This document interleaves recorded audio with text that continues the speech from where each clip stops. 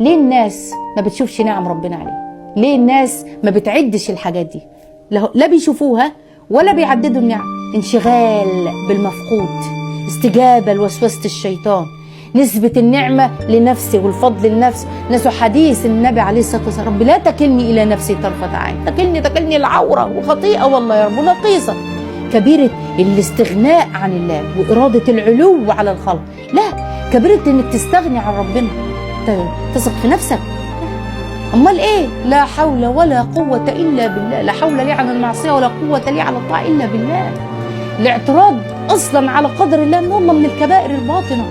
المعترض دوت استغفر الله ما بيسبحش ربه، لا ينزه ربه، استغفر الله عن نفسه. المعترض ده بينفي عدل ربنا وحكمة ربنا. واعلمي إن أخص المنن هو إنك تعلمي عن الله عز وجل، إنك تعلمي عن ربنا. طب أتعبد وأثار الإيمان باسم الله المنان في القلب إيه؟ بص، رقم واحد بسرعة الشعور بالفضل، لا الاستحقاق، لك الفضل، لك الحمد لله. وكل لما افتكر أقول لك يختفي عندك الغرور والمنافسة، يثبت الرضا في قلبك. أنت لا، لكن أنا ما استحقش، لكن الله عز وجل من علي، أحب إنه يعطيني. من آثار التعبد رفع الخوف من المستقبل. أخاف ليه إذا كان هو المنان؟ ما تخافش من الرزق، ما تخافش ولا تقلق من الغد، لا تيأس من الحاجة أبدا. من عليك أول مرة هيمن عليك 1000 مرة. اللي من عليك أول مرة هو القادر، هيمن عليك 1000 مرة. كمان من آثار التعبد الرجاء. لو جالك ذنب، إن ربي لغفور رحيم. لو ثقلت عليك الخطيئة أو المعصية، منان يا رب، جد علي بتوبة تمحو بها ما كان مني في الزمان الأول يا رب. أتعبد باسم الله المنان في الدعاء.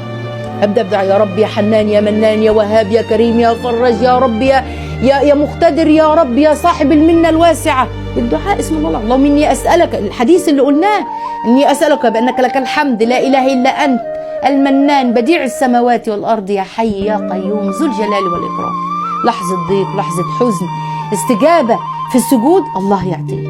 من الله علي أشكر وأقول تعبت وكده، أقول الله من علي، الله عطاني، لولا فضل الله علي والله يفتح لك أبواب البركات يا رب. في التعامل مع الناس، يعني لو حد أعطاك حاجة امتن ولا تنتظر المقابل، افعل لله ولا تذكر العطاء. ثلاثة أصلا لا ينظر الله إليه: المنان بما أعطى. اوعي نكون منهم. انت تعبتي وتعبدتي وتخلل اسم الله المنان في قلبك لما تمنعي نفسك عن المن على الناس. لا، الله يعطي المنان. تاني احفظه: يعطي بلا سبب ويهب بلا استحقاق، يورث الرضا الرجاء.